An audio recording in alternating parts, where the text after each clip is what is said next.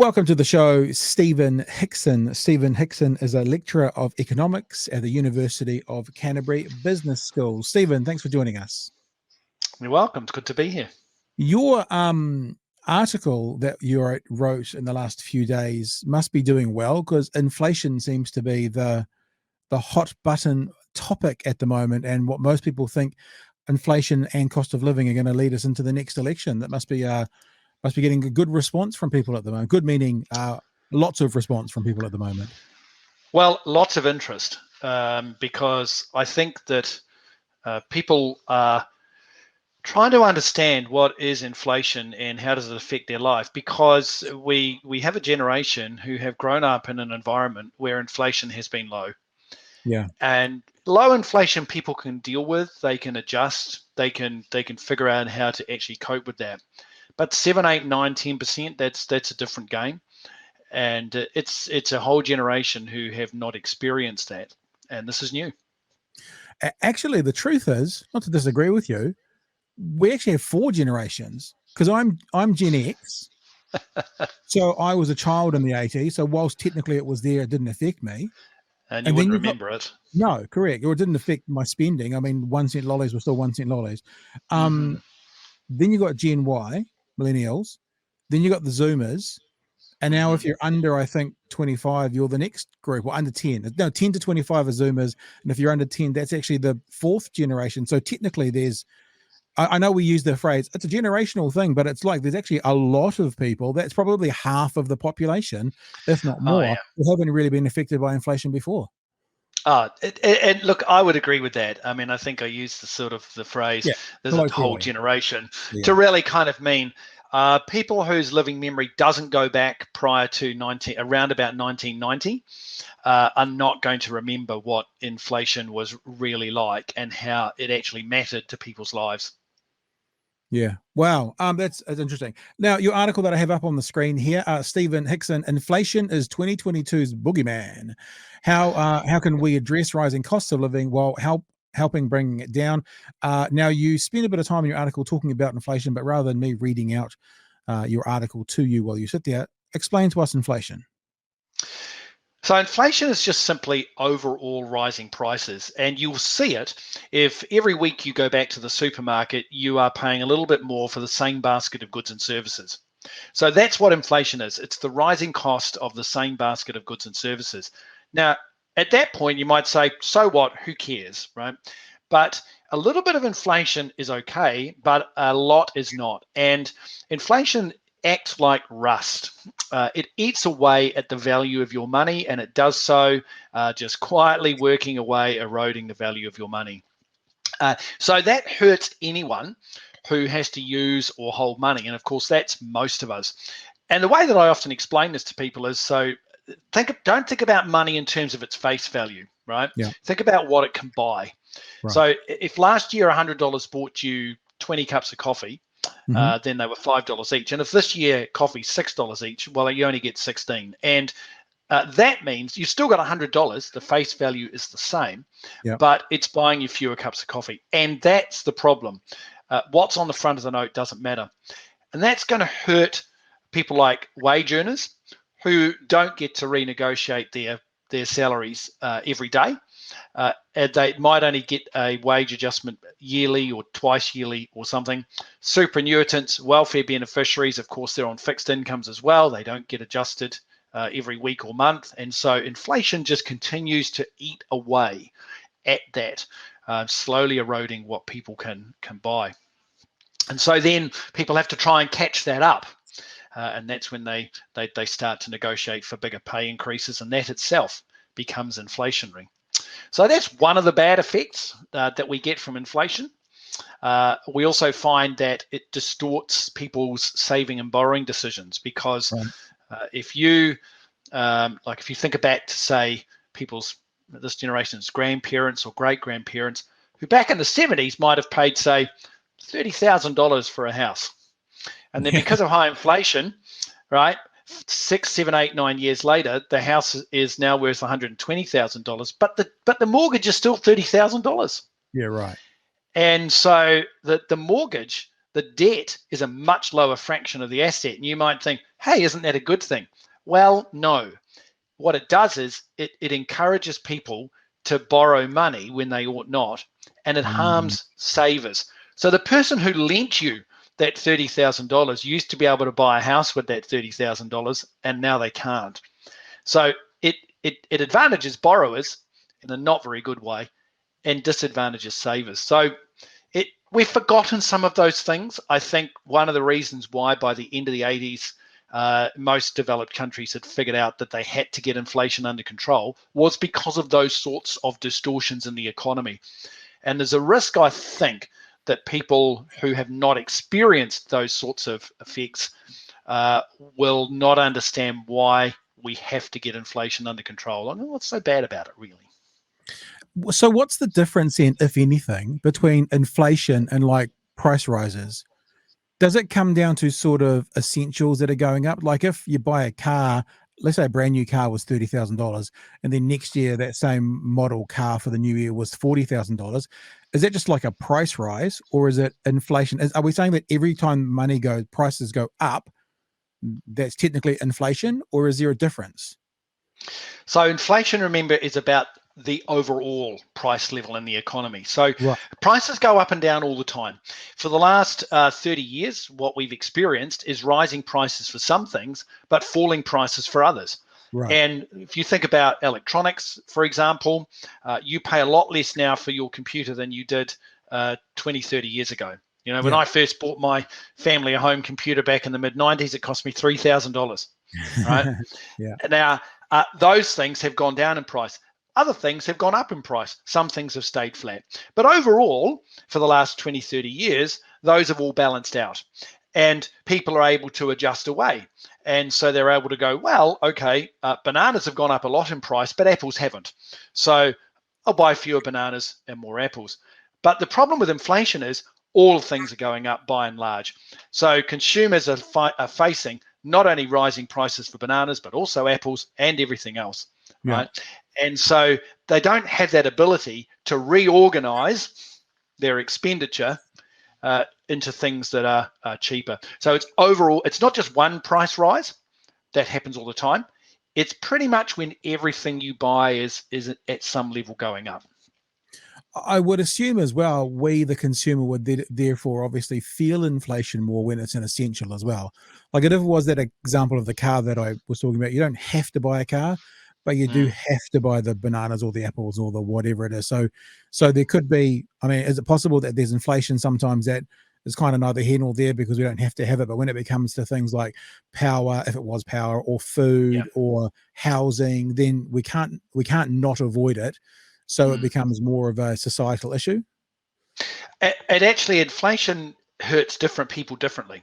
So we talk about inflation as if it's one number. And the reason why it's one number is because what we're effectively doing, the way that we measure inflation is we take a basket of goods and services, which we hold fixed. And so we say, everyone in the country buys this basket of goods and services, and it's got some electricity in it, it's got some bread in it, it's got some milk in it, right? And we look at that basket and we say, if the value of that basket goes up by, say, 10%, that's 10% inflation, right? We've held the basket fixed. We haven't changed what people buy. And if the value of that basket goes up, that's inflation, right? Because on average, prices for that basket must have risen, okay? Some things more than others, but the value of the whole basket's gone up.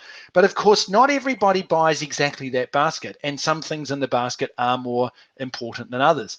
Superannuitants, for example, won't necessarily buy a new car to the same frequency that you might, right? Or that someone else might.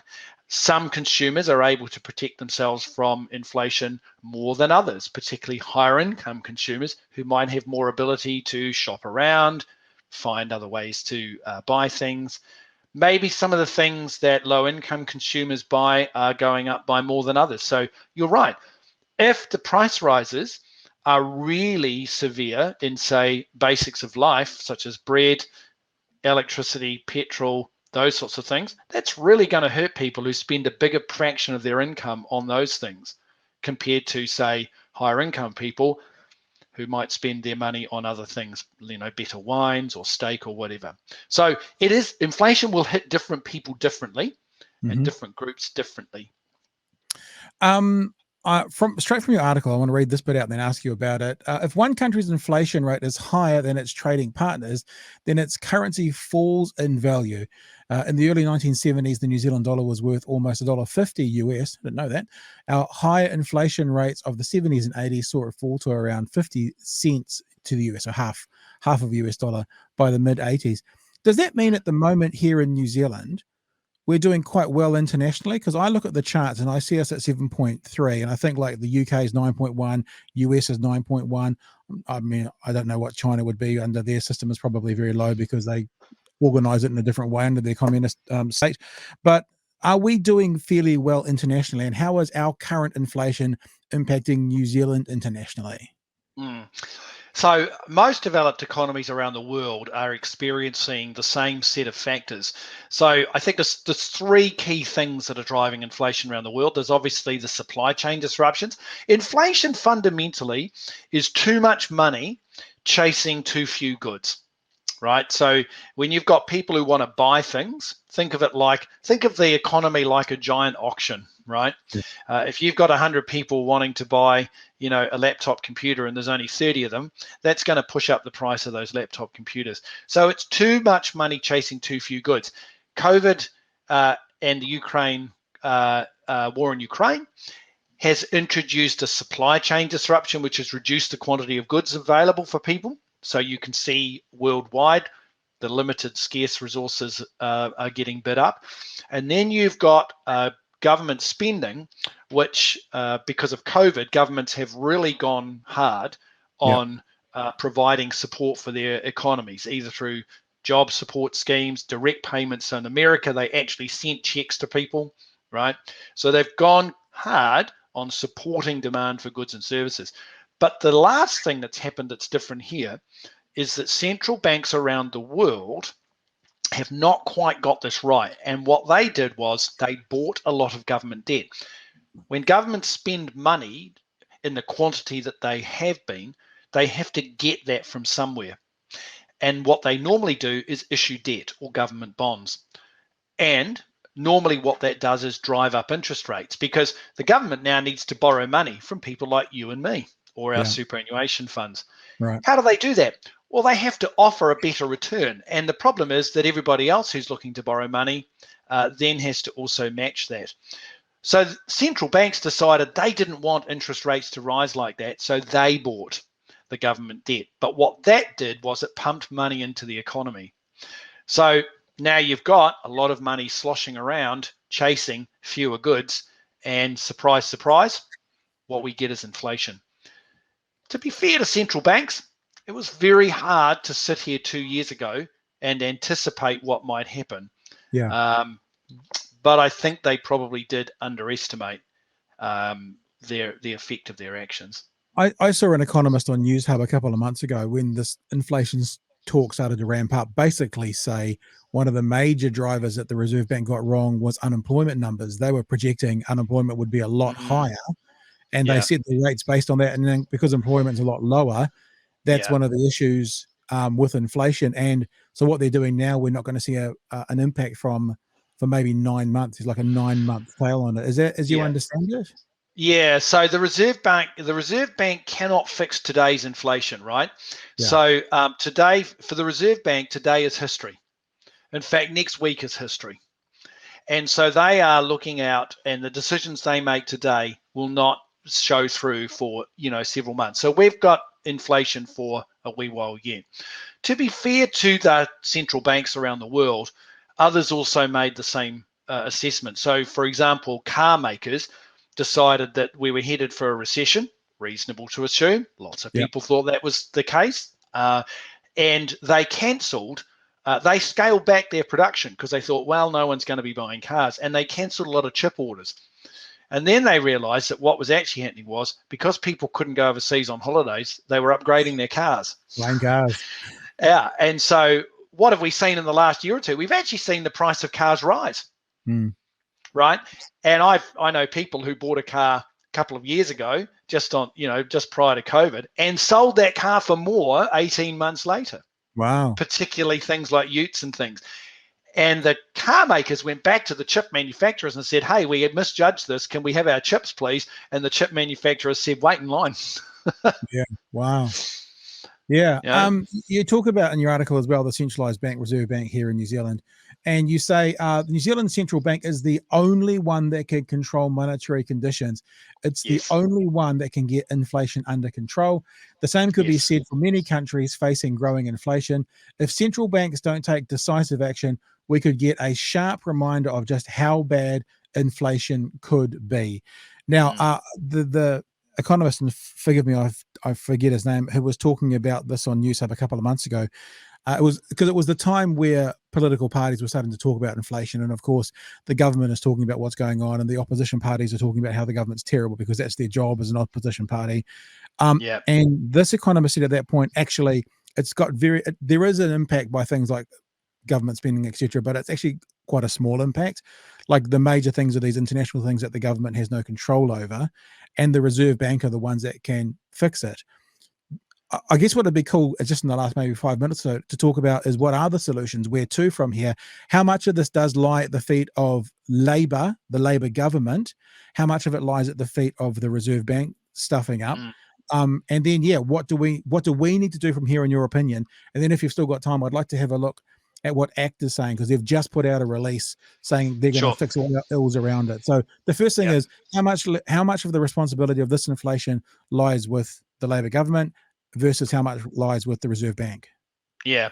So look, I think Grant Robertson's trying to say that that they're not having any impact on inflation at all. It's all about the international events, and the opposition is trying to say that government spending is the cause of inflation. I think both are right and both are wrong. I don't think you can say that there's no impact on inflation from government spending, but it is not the big impact that the opposition is trying to say. All of those things are in the mix. But the effect of government spending has been magnified by central banks being willing to essentially print money to fund that government spending. That's a little bit of a simplistic way to put it, but you can think of it like that. And I think that's where the Reserve Bank has been a little bit of a misjudgment. Other central banks around the world also misjudge, so we shouldn't be too harsh, and we've got the benefit of hindsight. But they're now having to try and wind that back. So they're raising interest rates. They're trying to sell off the government debt and suck in that money that they have been pumping into the economy, and they need to do it. Because the problem for the Reserve Bank is not today's inflation rate. The problem for the Reserve Bank is if inflation expectations get out of hand. So if people start to expect inflation, and they say, well, next year inflation is going to be 8%, I'm going to ask for a pay increase this year of 8% because I need to protect myself from it. Well, once you start that, you have an inflationary spiral, and you will find it really hard. It's like toothpaste. You can get it out of the tube easily, but you can't get it back. And that's inflation. You don't get it back into the tube easily. And that was the problem we had at the end of the 80s, was trying to convince people that we were going to get inflation under control. Stop asking for 15% pay increases, right? And that's what the Reserve Bank will be worried about. As an academic in economics, I'd like to, I had Michael Woodhouse, National Party MP, on the other day, and I asked him this question because we were talking about inflation when it went to 7.3. I had him on that day. And I said, if you were in government right now, right, what would be an acceptable level of inflation? Like, what level would it have to be today for you to actually applaud this government rather than, saying they're the ills of the world? And he said maybe a couple of degrees difference.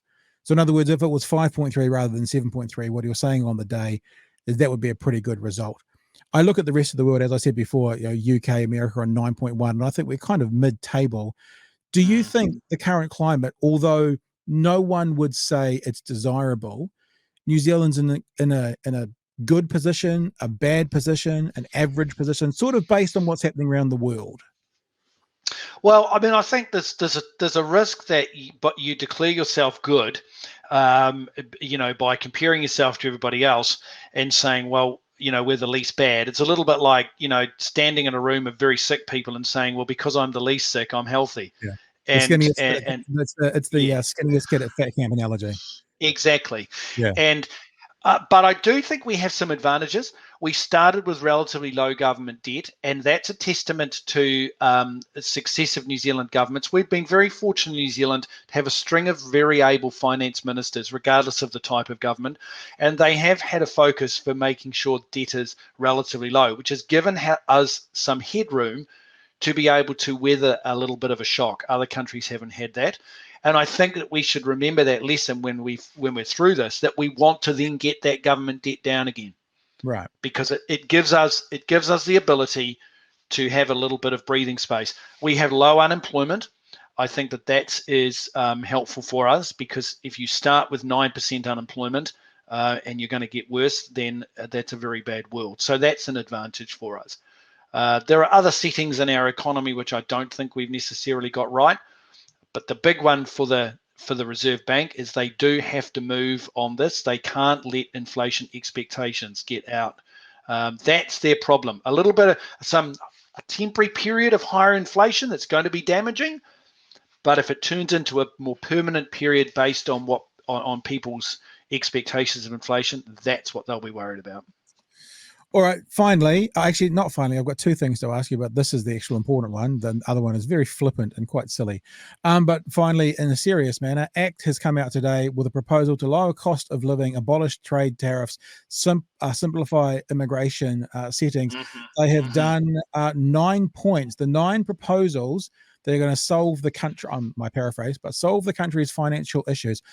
I'm going to zip through this as quick as I can. Then I'd just like your response to the whole lot of it. You know, what you think, because this is as a voter, as a consumer, as a member of the public, what I want to get is understand when the people behind the pulpits say various things and they say opposite things. I kind of go, oh crap, which one sounds more plausible? That's why I love getting guys like you on, to be able to say, can you disseminate this either BS or not BS for me and tell me what's going to work and not, and that helps me and my audience be informed. So their 9 proposals are: abolish all tariffs to reduce the cost of clothing, food and equipment imported into New Zealand; simplify the accredited employment work visa scheme by abolishing labour market tests, industry wage requirements and transfer restrictions; allow foreign supermarket chains from OECD countries to bypass the Overseas Investment Act to enter our sector; create a register of substitute materials to GIB and require councils to accept the materials. Gosh, I mean, I don't know much about all of this, but I read that and I think, geez, that sounds like a recipe for having some poor quality put into your housing, but I don't know, maybe I'm wrong about that. Incentivize and resource councils to provide infrastructure for new homes by sharing half of the GST levied on new housing construction in their regions with them. Simplify the tax system with a 2-rate structure, 17.5% to 70,000, 28% after that, with a low and middle income tax offset and a carbon tax refund. Replace the RMA, that'll do. Return the Reserve Bank to focusing solely on taming inflation, that'll do. And reserve government changes like the fair pay agreement, extra public holidays, and bring back 90-day trials. Yeah. Geez, I mean, a few of those do really sound like ACT policies, don't they? But anyway, what they're saying, this is going to solve our country's financial issues. What say you, sir? Well, I think there's a mix of policies there. Now, most of those are not actually aimed at bringing down the cost of living. They're not inflation policies, right? Some of those policies are good ideas, but not for the reasons of bringing down cost of living. So abolishing tariffs, for example, is a good idea because it makes basic materials, clothing, food, and so on cheaper for low-income households, right? Yep. So that's a good idea regardless of what your inflation rate is. Tariffs just simply add taxes to things that mostly low-income households buy. Right. So that's a good idea regardless of whether, in my view, of what the cost of living is, right? A lot of these other things are also about that. So, for example, are not about cost of living. So if you look at, say, the immigration ones, that's a conversation we need to have around what should our immigration settings be. Mm-hmm. And now that's independent of the cost of living. The foreign supermarket ones, that is about introducing competition into our supermarket sector. We got to get competition into our supermarket sector, and one of the ways we might do that is make it easier for people to set up here. That's a good conversation to have. We've got rigidities in our building sector. One of the problems is that when you submit your plans, you have to specify the materials that you're going to build with, and you can't deviate from that. And that's a problem. And it's resulted in some products like Jib. Jib is not a product. Jib is not like brick. Jib is a brand. Yeah. Jib is a brand. And so Jib has become dominant in the market, not through their fault, but just because of the way the rules are written. So again, those are good things for us to have a conversation about, but they're not about the cost of living. The tax structure, reasonable people are going to disagree about what the tax rate should be. Some people are going to think that we should increase taxes on higher income people. Some people will think that tax rates are already too high on certain groups of people. That's a conversation that we should have, but that policy, again, is not aimed at the cost of living. It's aimed at what should our tax system look like? Who should we be taxing and how much? So lots of ideas here, which I think we should be having good conversations about, and deciding what it is that we think we want. And I can tell you about the advantages and disadvantages, say, of a particular tax system, but what I can't tell you is what you think is fair. Yeah. Right? So that's what we decide when we decide who we vote for, isn't it? Hey, look, thank you for joining us today. My very last question for you, as an economics lecturer, I'm sure you're, switched on and finances are your thing. I'm wondering, have you ever thought of becoming like a Simon Pegg impersonator? Because I have to say, the similarity is uncanny between you and Simon Pegg, an actor that I love, and I think there might be a side hustle for you there. He's the British actor, isn't he? Yeah, he's in Hot Stars and a whole lot of stuff with Nick Frost. He's also in Mission Impossibles and all that kind of stuff as well. Yes, that's right. Yes, I remember. I think you have a side hustle there, to be honest. I think you should go for it. I think it's just his lack of hair and receding hairline that makes you think that. So, yeah. Hey, look, it's been an absolute pleasure having you on, Stephen. Thank you. You're welcome for joining us and explaining all of that and taking some precious time out of your day to let us know a bit more about inflation and where to from here. Stephen Hickson from the University of Canterbury, thank you for your time. You're welcome.